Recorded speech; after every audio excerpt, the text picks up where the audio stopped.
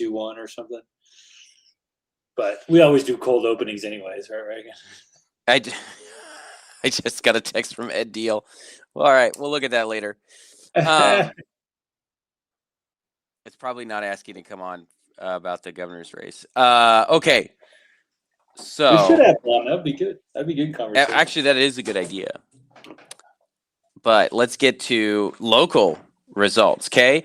All politics is local. Not really anymore if Donald Trump gets involved in your race. But then, if he doesn't, you do get to have local politics. And some of the local politics in Oregon is getting weird. I would say there's a lot of stuff about data centers. We're going to talk about Benton County. I think that was a referendum on the Coffin Butte decision there relating to the landfill. There's a lot of weird stuff. And local politics is very much not right-left. It's a lot more environmentalists versus builders and NIMBYs versus new residents or newer residents anyway.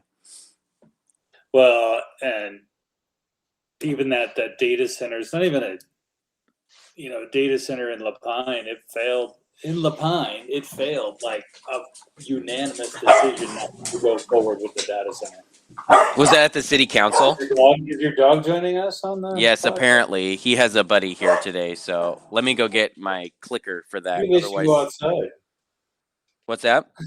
Maybe they should go outside. The problem is we live close to a road, and he's definitely run across the street before to the neighbor's house or almost got hit. So I'll just get my clicker and put him in his kennel.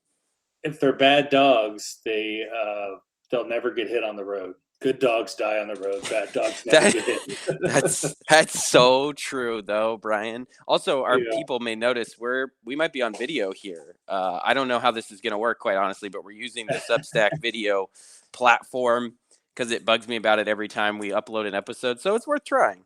I think it's fun. It seems to be. So, Brian, right. The first one we need to talk about while I go off video and put my dogs in the kennel is Clackamas. So I'm going to pull up Clackamas County.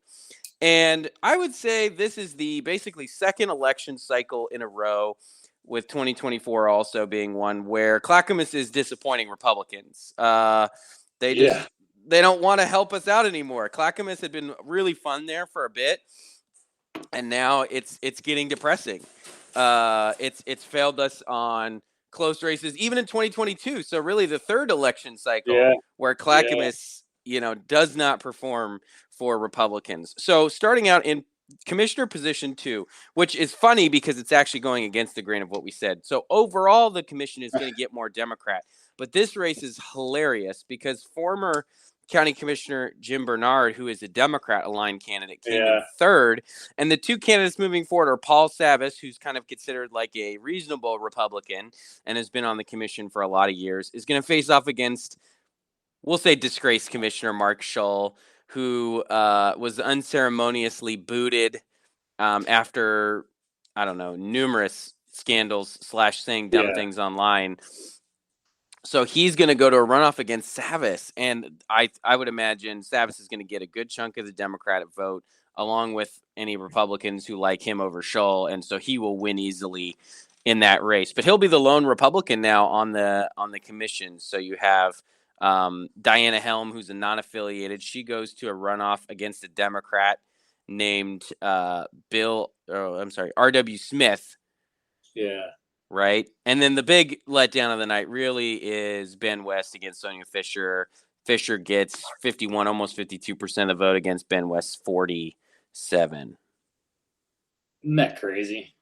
Yep. That one really surprised me just because, Ben put a lot of work into that campaign, and I just it was, you would think too, he beat her before. That's truly just was that a Republican turnout thing, or what do you what's your take on that? It's really hard to know because of how weird the other two races are. You don't have any clear R-on-D matchups that are normal. This position 2 race is weird. A Democrat only gets 25% of the vote versus 51% in Clackamas. Yeah. So that's a hard one to explain. And we could look at and see if I could pull up the local results from state contests to see what, because I'm going to go ahead and guess that Measure 120 failed enormously, 85-14. Yeah. So I don't really see what would be driving that. And if anything, you have him. I would say, I don't know if he endorsed Drazen or not, but he was probably going to benefit from Drazen in the governor's race. So I don't have a good explanation for this one, to be perfectly honest. You would think, well, what happened was in the 120 stuff, we thought that was going to drag up a lot of Yeah. the commission candidates, and it turns out it really didn't. I have a theory on that, Brian, and it has to do with ballot structure. So you would think, or at least I would think, if you've got a statewide measure, everybody votes on it. So it's on, because you got 3 types of ballots, remember. Republican primary ballots, non-affiliated small party ballots, and Democratic ballots. They don't all show the same candidates, but they all show the statewide ballot measure, okay? Different than November, where everyone gets the same ballot. So on at least 2 counties, but I would assume most counties structure their ballot like this. You have federal offices first, which sort of makes sense, right? They're above, everyone's going to vote on the federal offices, right? You have U.S. Senate, you've got Congress. Okay. After that, you have statewide offices, right? So same geographic districts, but for state level offices, your Boley commissioner, your governor's race, stuff like that.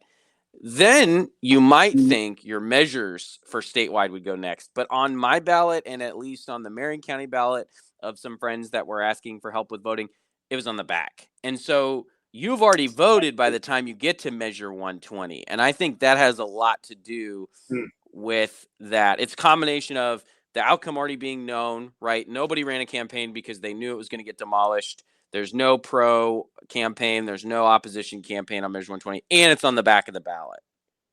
I think both of those things combined to basically make it so that it had no effect, no measurable effect on the election results.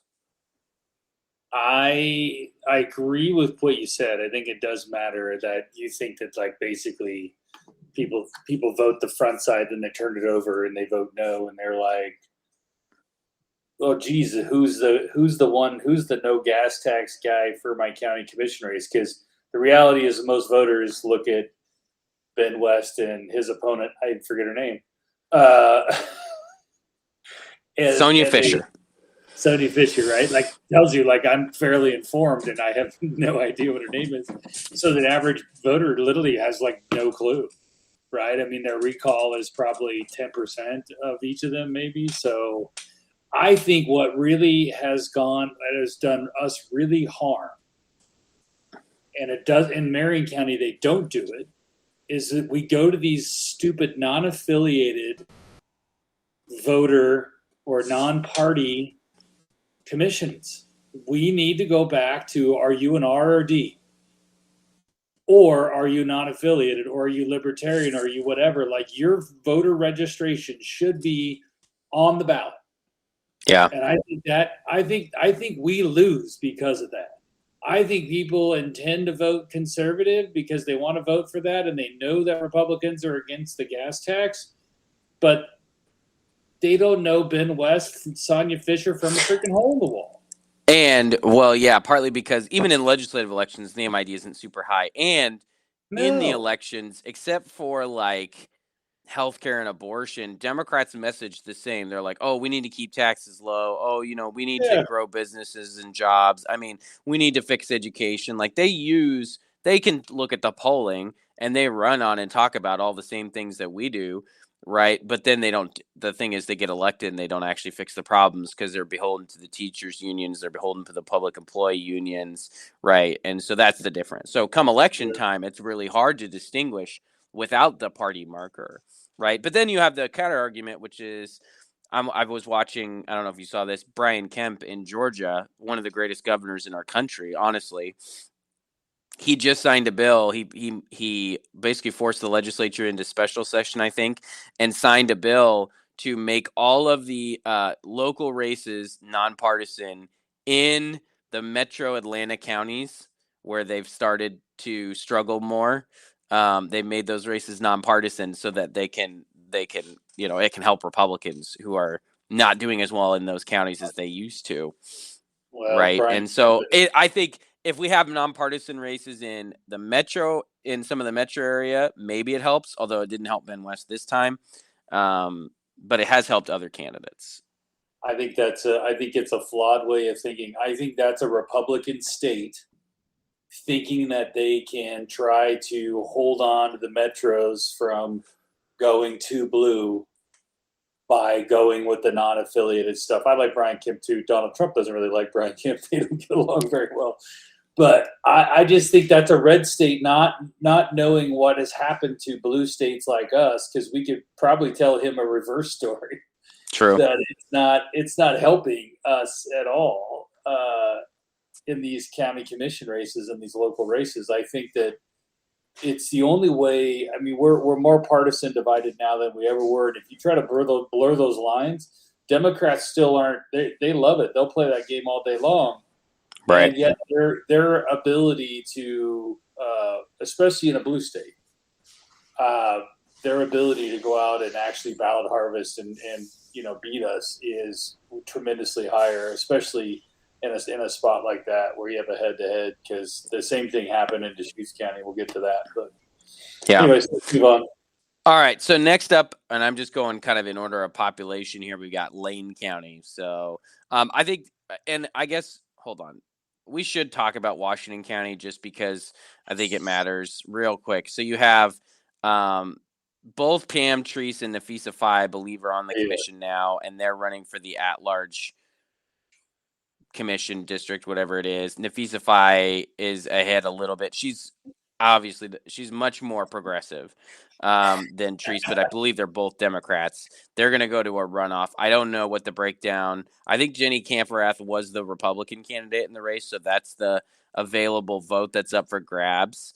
So if it breaks more for Treese, she'll win, and it'll push Nafisa Faye off the commission, which would be an improvement. And then I don't know anything about the District 2 candidates. We'll skip them. If somebody has something they want to write in. And then Steve Calloway, the mayor of Hillsborough, in a big distributed vote here, a lot of spread out vote. He gets 32%. He's the clear leader, and he'll run against Kipperlyn Sinclair in November. But if Pam Treese beats Nafisa Faye, that would push the local government, I think, a little less liberal, although they are losing. I think it's Jerry Wiley off the commission, who's the more like Republican candidate now. Let's see if I can pull this up here. You're gonna watch me Google in real time. Washington County Commission. Yeah, but don't you think like in that Hillsborough mayor is gonna get, because he's been kind of for data centers, and he's just he's going to get eaten alive in that general, because it's going to be all about data centers. Yeah, 100%. And I mean, that was the issue that really weighed in that Senate race, which was won by the second Solomon number 2. So this is the current breakdown of the commission. So you have Harrington not running again. She's been a bit of a controversial chair. She stopped. I love this. She agreed to stop having budget meetings with staff, and then she said that staff was struggling with the complex or difficult nature of the discussions, basically calling them snowflakes. While meanwhile, her staff was saying she was just basically mean, angry, and belligerent. Right. So that's entertaining. So she's leaving. That's the spot that Nafisa Faye and Pam Treese are both running for. So we'll be interesting to see what the breakdown is on that one. So, okay, now Lane County. Sorry, Multnomah, we don't care. Do something interesting and have Portland City Council election. See, November will be fun because you got the Portland City Council ranked choice voting junk there. That will be fun. So we'll talk about you guys in November. Lane County. So position 1, Ryan Senega. This district would be like the Alabama, the West Commissioner race. This would be the Alabama of Lane County. This is very conservative. Dems don't compete here at all. Springfield is Commissioner 2 position. David Lovall. Not all press is good press for David Lovall. He does get 40% of the vote, but he gets defeated by a non-affiliated former Republican, also generally well-liked mayor of Springfield, I think, Sean Van Gordon. I don't know that this definitely pushes the commission a little more to the left, or at least to the center, by losing Lovell, who I think is definitely more conservative. Sad to see that, because I think, despite the controversy, did a lot of good things there. But this is not necessarily a win or a pickup for Democrats. And then incumbent Commissioner Heather Buck down to Jake Pelroy, friend of the pod.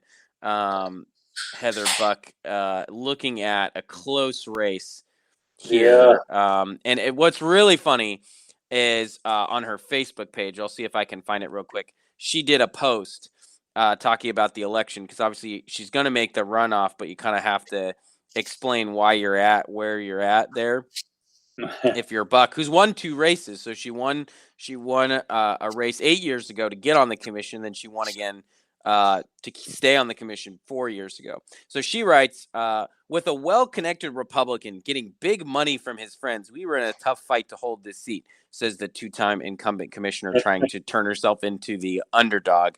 Last Tuesday was just the beginning. I feel confident that we can hold this seat in November. I think she's betting on a big blue wave, which I think we've talked about before, probably doesn't really boost a lot. One, because of the nonpartisan nature of this race, and then 2, because we already have very high turnout in Oregon already. A blue wave is likely not going to adjust that very much.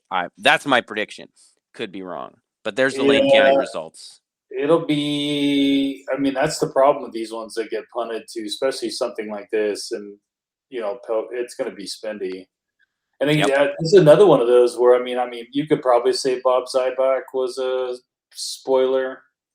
He was, absolutely. I think Jake would probably agree with that assessment. But I think big man on campaign. Yeah, he did raise a lot of money, man. You got to give him credit for that. He raised a ton. We need to double check these. We'll have him back on, but he raised $295. I'm guessing he broke 300. And now he's probably going to have to raise and spend about the same amount for the fall as well, would be my guess. And the question is, where does Buck go? Do the Dems parachute in more money for her to try to get her closer, right, or win?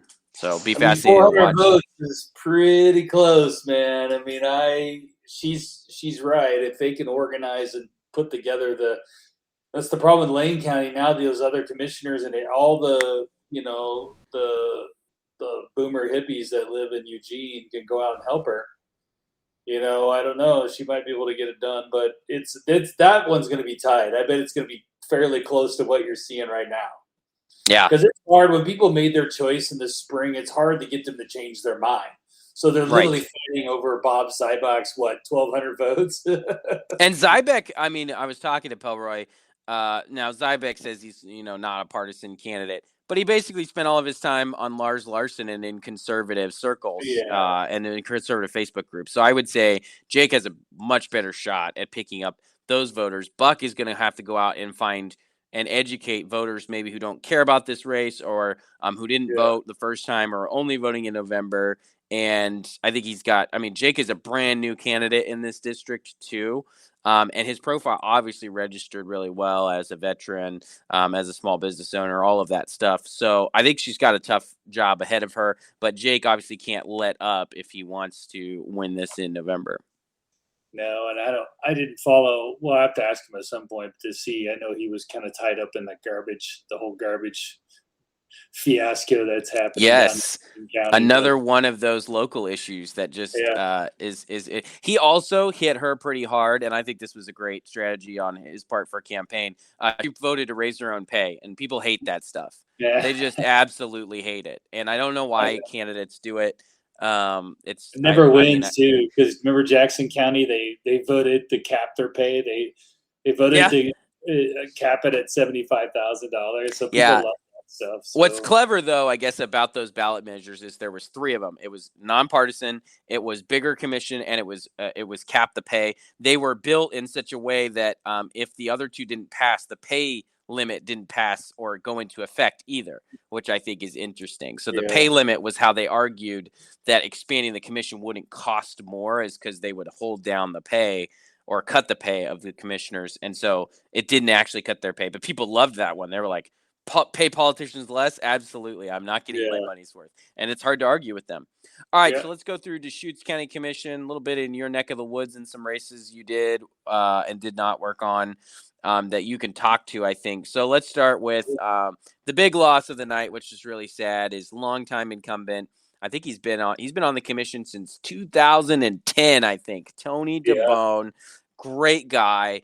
What do you think about this race, Brian, and what was going on with this one? Well, and I think this is again an example of they used to be partisan offices.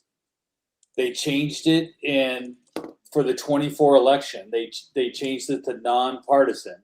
And then in 22, Tony won 54% of the vote in May over a Democrat. So which they thought the Democrats thought they were going to win. He won in the November and 22, and I think this is where and Jamie, the guy running against him, just made himself seem like a rational, normal, like even a moderate Republican.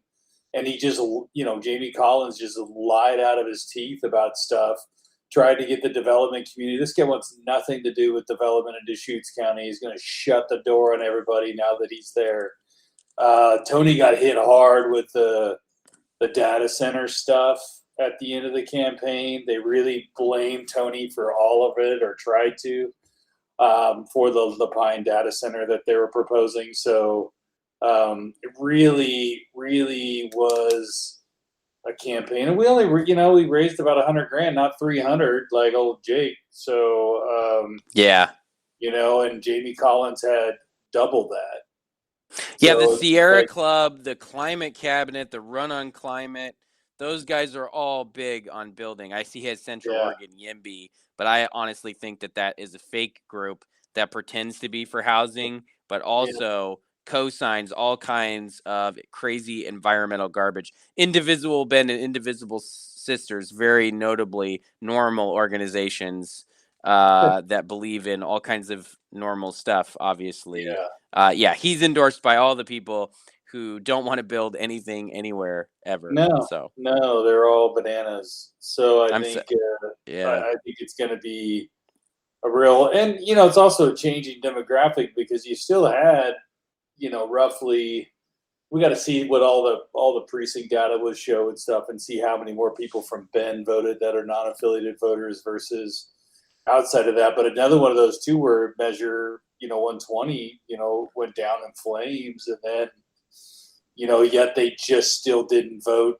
And DeBone, we had a pretty clear margin in some polling we did back in March, and then just shit the bed on it. So it's just a bummer for Tony, and I think he really took the brunt of all of that negative energy on the data centers and all the stuff, and really hit Tony. Anything development wise, water, all the stuff was like Tony. Yeah, that is too bad. But I think he did a great job while he was there, and really became, I think, the kind of center of that commission, especially when Chang got added, and just started hating on everything. He was really able to continue to lead the county through some challenging conversations, and of course be a counterweight. And I think that's the biggest problem now, is now there's no check and balance now in Deschutes County. The commission acted as a counterweight to Bend, with Redmond not too far behind in terms of being a bedroom community for Bend, and also moving more left than it had been.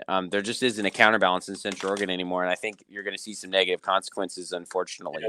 And if you go back, because Phil Chang won in 24, about that same percentage. So if you go back and you see Deschutes County swapped Republicans for Democrats. Yeah. And so in 24, we saw that with, the non-affiliateds and the Democrat, they're more active, and the non-affiliateds are voting more left. Like, it's Deschutes County at this point, I would just say, is gone. It's gone to the likes of Bend, and there's no turning back now. So, and I think we'll see this fall kind of how blue Deschutes plays into the statewide numbers, and if those voters, because the key is what I think happened is all the Republicans basically fled Bend.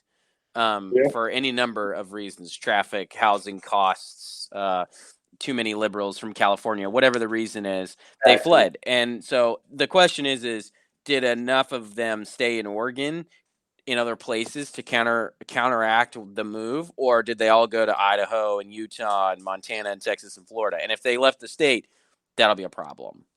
So we'll have to see. Commissioner position 3. This one's interesting because these are basically all new names. I mean, I've seen Charles Webster Bear's name before, but he isn't winning anything. So all these guys are all new to me. So you had Lauren Connolly with 37% and Amy Sabadini with 30%. So where does Connolly fall politically versus Sabadini? Sure. Schmoller worked on this race and we worked together on it. So, good for Lauren's, she is technically a non-affiliated voter, but I think she leans right. So she was endorsed by the Deschutes Republicans and stuff. So, she's going to move forward, but I think, she's going to have to make the case. We had some split voting going on because there was a lot of D on D crime in that position 3 race. Amy Sabadini and Amanda Page were first fighting to see, who could be further left. But you can't beat what's not Sabadini, the other one, Amanda Page. Page is like, she grabs every wing thing you can find, and she's on the front lines of it. She is, the blowhorn in front of the ice facility chick, right? So like she's just off the rails. But Sabadini's a little bit more normal. So what will really, you can see even in her logo, Page for Progress, right? It's just what is that? A bunch of sickles? I don't communist sickles? What is that? It's all just tribal democracy project. Just look at that stuff, man.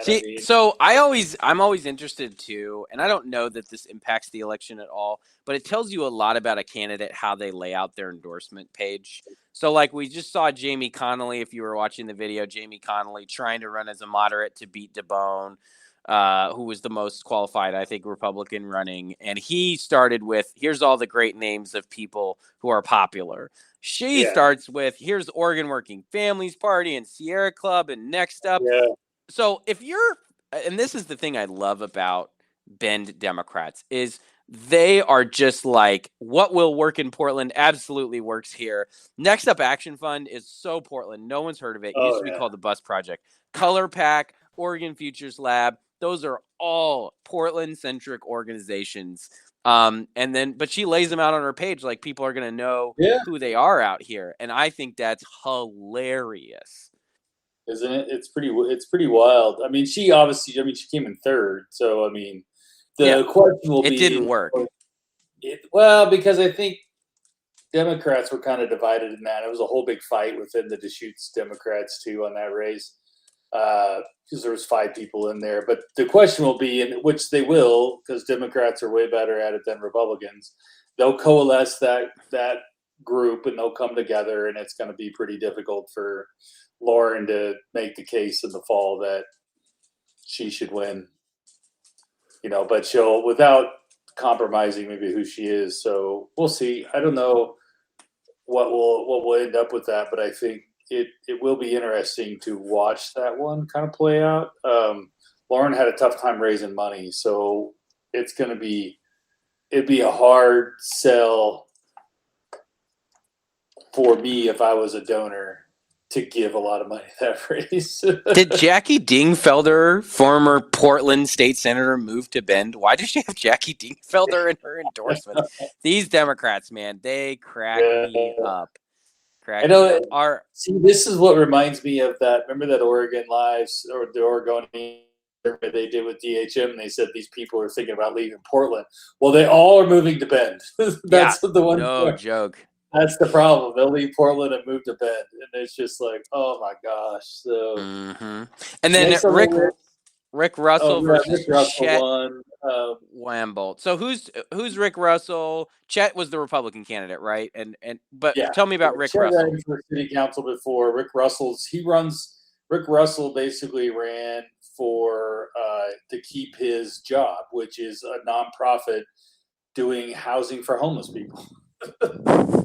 So now he gets to keep his job. So yeah, some people like him. He comes off as a likable guy. I mean, even you can hear him like on some of the debates and stuff, and he tries to come off as a fairly, moderate D, I think is what he probably sells himself as. So he did get some support. He got where other people didn't. He got some builder support. He got some realtor support. So, because Chet just didn't really have the breadth of, resume that people were comfortable with. So, but Chet's a nice guy. He really cares about the community. He's a firefighter, good guy. All the things. So, but that is when I look at that race, there is what I stare at when I'm looking at the fall. Yeah. 33. Yeah. And that's Deschutes right there. That's the partisan break on Deschutes in a lot of ways. Yeah. And then the last position. So Chang, the only one who does not face election this time. And you got these two positions that you'll have to run again in 2 years to stagger the commission properly. But you've got Rob Imhoff and Morgan Schmidt going to the runoff. Ron Rondo Buzel continues to be the funniest name on the ballot of all time. Doesn't get a lot of votes, but it is funny to see there. And then I'm assuming Jennifer Letts was like a liberal spoiler against Morgan Schmidt. Is that right? They are sisters. Yeah. She's so she definitely was. I don't think Rob would have got some of those votes. That would have been, I think, a little bit closer, but probably break to Morgan Schmidt. So Rob's he did a great job, fundraise, come a long ways as a candidate. Really cares about the community, and I think that but she was labeling him as MAGA Rob and all this sort of stuff. What are you gonna do? Yeah. So, and then again, it really depends on what November is. But if Deschutes is blue, it's just going to be tough ultimately for Rob. But I really do like his website and his logo. It's good stuff. Here we go. Indivisible Bend. Gosh, Indivisible Bend and Sisters. One, it's a hard thing to say. And two, it's just the biggest wackos of all time. And in that Liona group, they're for open borders. I mean, that's how bad. Like, they're local 7. That's the local group, but the national group is for open borders. They want Americans' borders to be open. These are the kind of people that were elected in Deschutes County. And I think it's Deschutes County and Bend and Redmond. Bend doesn't really have a urban core as much as like a Portland or a Eugene or even a Salem does. It's kind of one giant suburb. And it's the reason we get clobbered is because we are not a suburban party right now. We're a rural party and we're a working party, but we just get absolutely blown up in the suburbs. And Bend is just one giant white suburb. Yes, it is crazy town. All right, we got to move faster here. Douglas County. Douglas County. Here we go. These will go faster. So Douglas. A hilarious quirk of state law puts all the Douglas County Commissioner positions on the same ballot. 1, 2, 3. They're nonpartisan. They've gone to the legislature to change it several times. And the commissioner that wants to go off cycle will go and say, can I have a 6-year term one time? And they go, why don't you have a 2-year term? And the guy was like, I was elected for 4 and I'm not doing that. And so they never fix it. And so it'll just continue like this until that standoff ends. This may be forever. Tom Kress, business guy out there, wins handily. Tim Freeman, former state representative, wins handily. The only race that's even sort of close is Chris Boyce versus Steve Hamerson. His wife is, I guess, a controversial internet figure. And so he gets 25% of the vote. I'm not. You're not a controversial internet figure. You're a lovable internet figure, Brian. Yeah. She was, and his wife was the one who's a big Ben Edel, like, freak show person. Yes. So and I don't know if Steve campaigned on his own or he used the Ben Edel campaign. I mean, this is about what a Ben Edel campaign group would put up about 25%. That's their typical percentage, I'd say average 25 in whatever race, primary, general. So that's funny. Stuff. Chris should win that. He'll cover that, so they'll be fine. Those guys are all actually pretty good commissioners. They are really good. They are really good. I'm gonna open Yamhill and then very quickly close it because I don't think there was anything interesting that happened there. Kit Johnson, who's an incumbent, wins. Oh, Jason Fields, former state rep candidate. Good for him. Yeah. He wins there. One of my recruits still moving on. That tells you that a guy like that who loses, worked his tail off to run state rep, parlays it into, he ran for Park District or something and won the following year, and then now he's county commissioner. That's pretty awesome, man. Good for him. If you lose a top race, set your sights lower and try to win. Yeah. That's the answer. It worked for Art Robinson. He started back at the bottom, which is, what I told him to do after he lost that state rep. I said, don't just because he was going to just stay and keep going. And I'm like, right. Go run for I don't think I said park board. I meant said city council or something, but I don't think he lives in this city. So he found something that he did, and then he built a base, and then but he's a hard worker, man. That guy probably knocked on 20,000 doors. Wow. That's a lot. Yeah. All right, just south, Polk County. Here we go. Friend of the pod throws an absolute just monster result up there. 60-40 for Mr. Swanson. Now Polk County Commissioner 2. He'll take office in January. I don't know anything about this other position, so we're just going to ignore it. It's all Swanson all the time. That's all we care about. Well, the good part about John is he can probably pick what he wants in that second position now. He can play in the November race to see who he wants to win. Yeah, that's a great point. Absolutely. Yeah. All right. Benton County. So this is the one I referred to earlier, and I'm going to pull up an article here. You have the incumbent commissioner in the Democrat primary. So they still have partisan races in Benton, which surprises me a little bit. There's no Republican candidates, though. They get about 25% of the vote in the fall, sometimes 35%. Pat Malone defeated by John Wilson. And the challenger, I think, is based on the fact that Benton County approved originally an expansion earlier this year for the Coffin Butte landfill. And if you've ever driven through Benton County and Corvallis, you see all the signs, stop Coffin Butte expansion. There's some locals there that really do not want the landfill to expand. I think any strategist could have told you based on those signs that if you vote a couple of weeks or a couple of months right before your election as an incumbent to expand the landfill, you're probably going to lose. And that is exactly what happened here. That was a pretty easy one. I think, honestly, if you have all the information in front of you to just say, yeah, this guy's toast. Where do they want the trash to go? It's a great question. They want it all to just stop magically. They want us to stop throwing things away. Corvallis was another town full of boomer hippies, but they just a fight looking for a spot, and that Coffin Butte thing just lands on it. But yeah, but you're right. It's kryptonite. Absolutely. All right, Josephine County. Josephine is probably the most fun county to read about and the least fun county to live in. That's my read on this, is that if you're a resident there, local politics probably makes you feel pretty insane. And if you live everywhere else, you're like, oh, okay, it could be worse. And that's Josephine. So you've got 2 commissioner positions up. It looks like they are both going to be contested in November. The most interesting one is recalled Commissioner John West is trying to get back into office. His comeback bid is not, I wouldn't say terribly strong. He does poll almost 30% of the vote.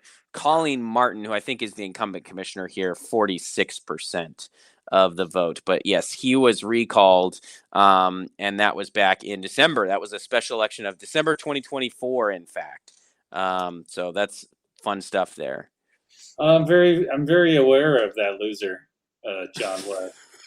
He was. You mean that in the literal sense, as in he lost races, right? Yeah.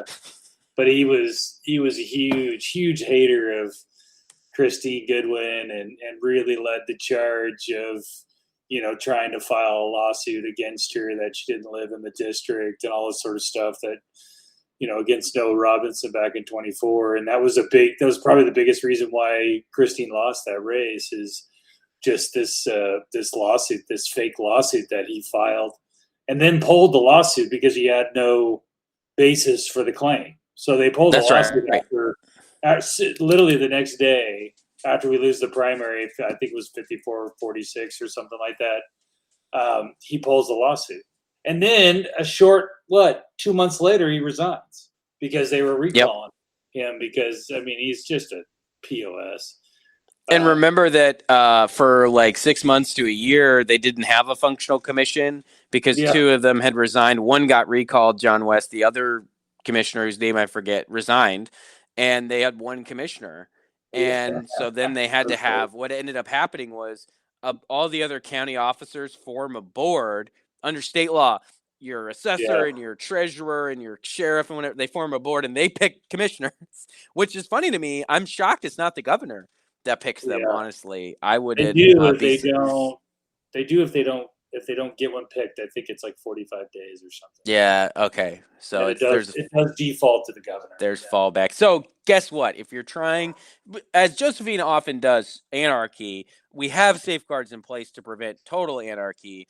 So Josephine continues with mostly anarchy. Fun place to operate, I'm sure. Yeah. Oh yeah. All right. Quick trip. We're in Southern Oregon. Let's jet over to Klamath County, home of governor candidate Christine Drazen, or at least her hometown. She doesn't live there now. She's in Clackamas, but she's a small town Klamath Falls girl. If you remember the 2022 election, she said that a couple times. It works because I literally never forget it. It's the second thing I think after I hear the word Klamath Falls. So this is an incumbent that got beat and beat by a pretty wide margin. Brian, do you know anything about this race? You've got Steve Bitzer versus Kelly Minty. Kelly Minty is incumbent commissioner. I think she got tagged pretty hard as not being right enough, as a county commissioner. She's been there, I think, a couple cycles, and she's been up in the legislature a lot. She's done a lot of lobbying, done a lot of good. She seems. She had a lot of support. Even Mark Albertson endorsed her from Lake County, which is the neighboring county. She had, I think, a lot of support, and then but there was just a run of people that were just against her, and and sometimes stuff like that when you get hooked as you're not right enough. And this is kind of one of those counties that went right, and I think Dave Hensley was the one that was leading the charge on Bitzer. But you look at that Bitzer stuff, doesn't it look like it's all AI? It is all AI generated, 100%. And what's interesting, and I want to put this warning out there, this is totally the wrong time to do it because it's in the middle of a totally different episode, but we'll need to do an episode on this. You guys that are working on campaigns that are experimenting with AI, good for you. We have a law in Oregon. It is the synthetic media law. It was passed by Senator Aaron Woods, was the one who championed it. I think you might have done it with Hansel and some others. Get up to speed on what the disclaimer requirements are for synthetic media, because I kid you not, in all these fall races, in order to damage candidates, and with AI having a pretty low approval rating on its own when you ask people if they have a favorable or unfavorable view of AI, you're going to get hit. It's going to be the same thing. It's going to be ethics complaints, campaign finance complaints, and failure to disclose AI complaints. So get familiar with Oregon's law on what it requires. It just requires a disclaimer. It's usually a pretty simple disclaimer. That's the only thing. But the penalties are huge if you screw it up. So especially if you put any AI-generated material on TV, if you put it on mail, if you put it on social media with a spin, get familiar with your disclaimer requirements and get it right. Yeah. That's my warning, my reminder. And I don't know now, Steve Bitzer. He may be a great guy too. So I don't know him. Oh yeah, I don't know him. 100%. I just thought it was just because she was an incumbent to get walloped like that pretty hard. It was really pulling all the stops out. So, but Kelly, she was a good commissioner. Was there long enough. Sometimes you could probably say this about Tony. Sometimes people stay too long at the table, man. and it just takes the right cycle and the right person to come run against you, and but that's why we have elections, I guess. So. All right, another messy one out there in Lincoln County, position 1 especially. I don't know if you know anything about this one or just the other ones, Brian, but position 1, what a mess. Just no clear primaries out on the jungles. coast. Yeah. Lots of people run because nobody wanted to get into the position 3 race because so everybody else, that was this guy, Walter Chuck's run before, and this Curtis Landers race. Pretty close race, like 300 votes? Looks like there. So nobody wanted to get into that. So everybody else goes into the other race, right? And I forget position 1 or 2 was the lady that died. Yes. But I forget. I think she was position 1. So both open seats. I remember Casey Miller's name because he got. I can't remember if he was forced to resign or he got recalled or whatever, but there was some controversy around him and fighting with the other commissioners about how they were doing business. My read of it, and I could be totally wrong with this, that Casey was trying to bring some transparency and stuff, and his other commissioners, I had heard they put him in a separate office building and stuff and tried to attack him on some other thing. I don't know anything for sure. But anyway, he's going to make a runoff against Kathy Rigby. Yeah, it's hard to even follow the drama that happens out there. It's true. So yeah, it's constant, and Senator Anderson lives there, and so I'm out there a lot, but I never. He'll read me up on all the crazy stuff that's happening, and I think Casey Miller is the incumbent in position 1, so it was position 2 that was the lady that died, and I forget her name, but that's going to be interesting. But this is another one of those counties, kind of like Benton County, where you have Newport, which is just full of, I know Gomberg hates it when I call them all boomer hippies, but I apologize. But I don't know it's just the best way to put people because if you drive into Newport, they're there every day with their signs that says, "I hate Donald Trump." Right. I mean, so there's just that group of people, and they've been the same ones that are fighting the ICE facility that they were talking about putting into the Newport, and they went all crazy on that. They're just always looking for a fight on something, and then now it's the eelgrass, or it's they're just constantly looking for something to fight and some cause, right, to go after. And sometimes it bowls over into your elected officials. So it's got to be a tough, Josephine on the far right. This is Lincoln County on the far left, right? So just constantly battling whoever's in power for some reason because you didn't vote left enough or right enough. So those counties are kind of interesting that way. They're the same but different. And Casey Miller, I can't tell his political affiliation because he doesn't have any endorsements on his website or anything like that. Rigby, on the other hand, Color Pack, Oregon Futures Lab, again, Portland-centric organizations, endorsed by Melissa Bird, who was the crazy far lefty running against Hoyle. I mean, she's very clearly the left-wing candidate. Yeah. So if Miller can consolidate the rest of the vote, he'll be in good shape for the fall to hold his seat. Carter McEntee. I feel like the McEntee family, I know that name. Are they the most Chowder Bowl folks? Yeah. He's run a few times. He keeps running. I don't know if he keeps expecting a different result. But Carter, he's a good kid. He's younger. He's the son, well, when you Google, and one of the first things you find is his wedding website, he probably is young. Nice guy. I think he cares about the community and stuff. So he's a good kid. He's one of those where you got to say, dude, you need to go get on budget committee or something, right? Run the water district or whatever. Yeah, something. There. Yeah, get yourself going on a little bit more. But yeah, it's an interesting county to say the least. I think that it's funny. I was listening to I'm trying to give him the right credit. It must have been Joe Rogan or one of these guys on Joe Rogan, because they said if you take the far left and you take the far right, eventually both of and then all the conspiracy theories and all the craziness that happens in the far right and the far left, they ultimately will end up at the same spot. Yeah. No, you're exactly right. It's people look at politics as a spectrum, right to left as a line. It's not. It's a horseshoe. It's a horseshoe. Yeah. Yes. such a horseshoe, and I think that's Oh a good way of gosh. putting it as a horseshoe. So, Yeah. yeah, I All did right, like that. Brian. That Here's our Rigby's logo, county. though. I like Here's that our Rigby county logo. list. That was good. So here's Hey, our run list. over to Wasco County. Wasco. Okay, we're headed to Wasco County. Let's go back to our map. Those I do are love this map, by the way, to click on the election results. It's yes. fun that it's a county shape. Good job. Good job, elections team. Whoever put that. Now just there's Wasco. It's got home of the Dows. So both these commissioner races, I think, are going to be interesting because they both moved to runoffs. Yeah. So there should be some, but there was some pretty, interesting discussions there because data centers, because Google's in the Dows, and that's in there. Yeah. So that's going to play out. I'm only flagging it because I do believe, and I tweeted this, and we just got a text too from Dave that said he quote tweeted my text on it, or he quote tweeted. If you text it, how do you refer to that? He took my X post and he put it in a text to us, and because I just said, talking about data centers, I just said it might be the defining issue of the 26 campaign season, and I just got a feeling it might be.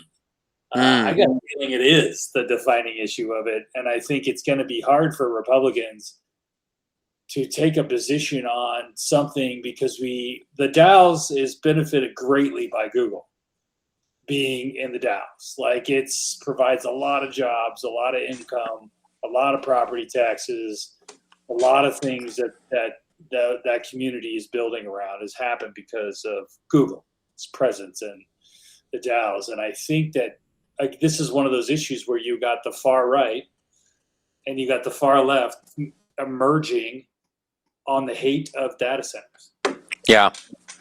And we're already in a position where you can't do other high tech, at least very effectively, or other manufacturing base because we don't have you can't put together big enough land masses to build these things on. They keep trying in Hillsboro, and we're seeing how that goes. Every time they bring it up, the land use nuts go at it like it's the end of the world.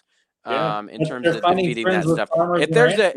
If they can read in, well, this doesn't ban data centers, immediately that bill promotes data centers, and they just go absolutely after it, to where even the governor in her prosperity bill, which didn't even deal with data centers, had to put in a 1-year moratorium or something in that bill. I mean, that's how far it's going to go, and I think that is going to bleed into, and you already have some anti-social media folks on the right. Remember how they were bringing in the social media companies, especially under Biden, and talking about how biased they are, that if the R's go against it from the bias side of things, saying Facebook still isn't friendly enough to conservatives, Google still isn't friendly enough to conservatives, right? Those kinds of things. And then you have the D's coming out from the left on the data center angle. These guys are going to be in a tough spot.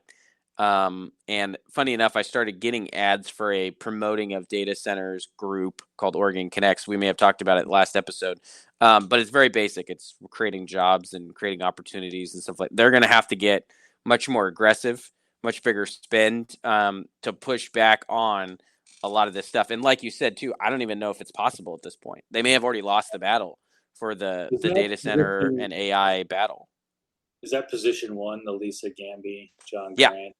Yeah. Because Scott Higgy, he's running for House District 52. Is that his seat there, position one that he's in? So that's an open seat, and then Phil Brady's incumbent. So you can even see, like, he, as an incumbent, he's probably taking a beating because you got two other people that have gone against him, and they're probably hitting him up for, his votes on data centers. So 35% isn't great if you're the incumbent commissioner. You'd like to be in the 40-somethings. Yes. So, yeah. That means 65% voted against you. Yeah. That's not great. What that means. So that makes it pretty tough. I think you wanted to go to Union County. I think I was the only other one. I think that's right. So Union County, and I'm fascinated by this. I don't know enough about the local politics to really get serious about it. I know two things here. Mark Simmons, former Speaker of the House, who ran county commissioner 2 years ago, has tried again, did not win. I don't know if Corey Miller's the incumbent, though. That's the thing I'll have to check here. Let's see if we can find the Union County, Oregon commissioners. There it is. And so he was currently on the commission. if he's so it's an open seat. I think might be Paul Andrus' seat actually, if he's position number 1 that they're replacing out there. And he's been a commissioner, position 1 for a long time. Yeah. And so Corey Miller wins that race against former Speaker Mark Simmons. And I don't know the local politics, but I did think that was notable. And then you've got a runoff, Scarfro, an incumbent, against Donna Beveridge, who retired, I think, left the commission. Yeah. Is back. And that's a battle.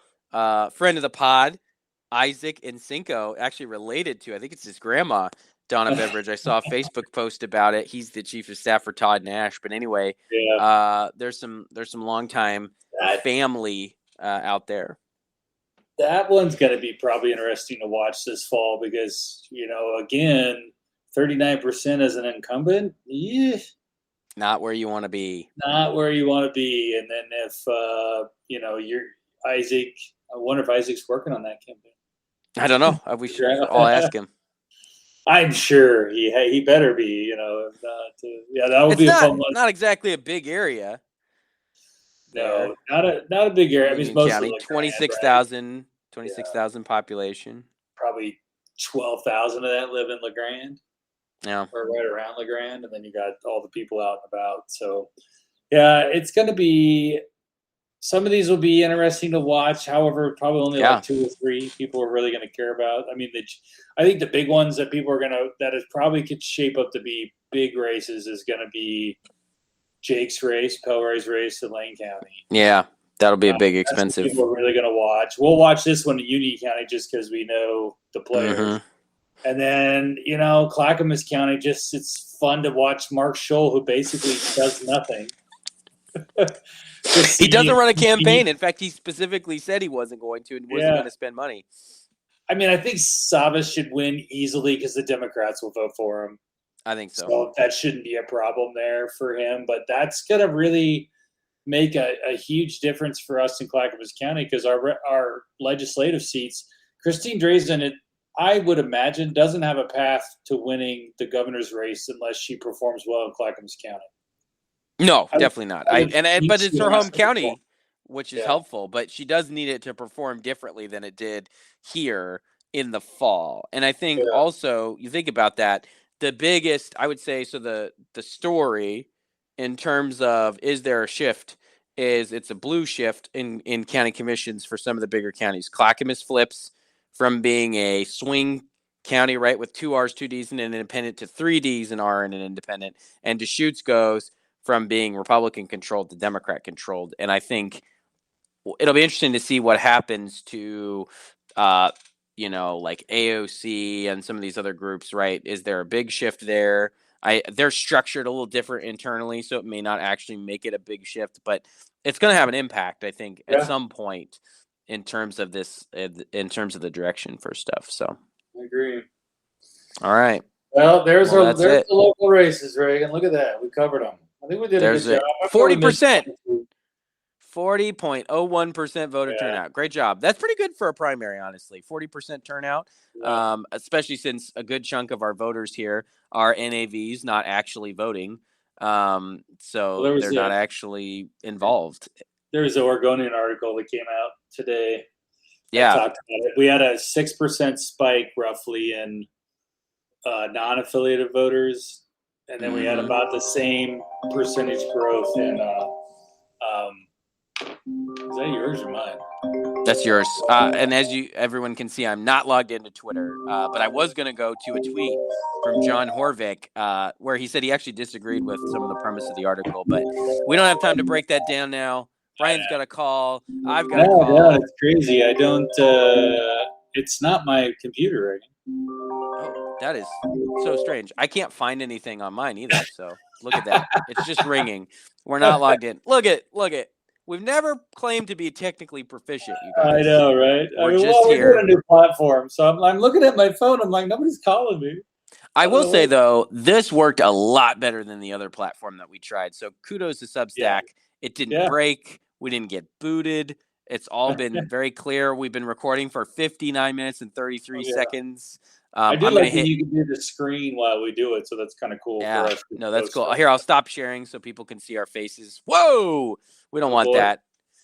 We don't want that. Look at So you that. get to see my Arizona office. Look at that. Is that the cow behind you? Yeah. And I got the pool. The pool's right here.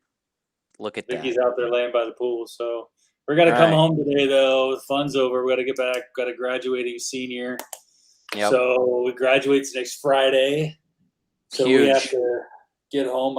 We waited down here because my oldest son just got back from his mission trip in Central America. So he was down there for 10 days after his junior year of college. So now he just left this morning and back to Prineville, and we're flying. I said, drive safe. I'll see you tomorrow.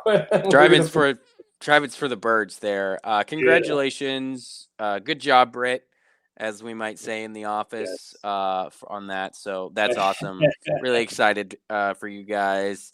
And also, what are you going to do now that you're an empty nester, Brian? Or here's the thing, though. They're both probably not all the way on their own just yet. So you got a little bit of time left probably before they both. They're going to both be home for 3 months over the summer. So I'm not. Yeah, you're actually going to wish you were an empty nester this summer. That's what you're going to wish. From the end of August, be like, don't you guys got to go to school by now? Aren't you leaving off to go to, and I had this, and we'll end it, but I just got to really kind of, just because it's on the forefront of my mind, just there was a study came out that basically 2/3 of Americans think higher education is worthless.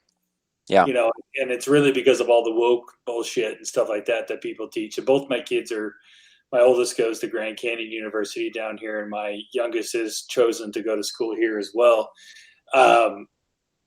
It's different at Grand Canyon University, and it's a private university. It's not their job isn't to keep you there forever. Their job isn't, this isn't an advertisement for Grand Canyon. I'm just saying, it is, because if you want your kids to get a quality education in a Christian environment where they actually believe in God, and they have worship service every Monday and inside the basketball arena and stuff like that, and they really push it, and they just want you to learn. My son's graduating a year early because they said, hey, get yourself out of here and you can do stuff online to get yourself. It's not there just to take my money. And I think they're great, and they've done wonders for my oldest son because he was not even going to go to college. And I wasn't sure what he was going to do, but he found a home at Grand Canyon, and he's made some wonderful friends, and it's a great university, and I couldn't recommend it highly. And we looked at a lot of schools for Britt to go to play golf for, and he talked to a bunch of them, and he just said, Dad, I'd rather go to Grand Canyon. And he's going to play on the club team there for a year or so. He doesn't, and then kind of see if he can make the real team. But it's been fun. It's been good to see them go, and I do like the fact that they're there. Heck, it's Reagan probably half the reason why we bought a house in Arizona, so Vicky could be close to her boys. So, but you'll learn that as your kids get older. Mom will go wherever they are. There you go. Well, that's a great place to wrap it up. Yeah. Enjoy what little bit of the Arizona you got left before it gets too hot to enjoy Arizona.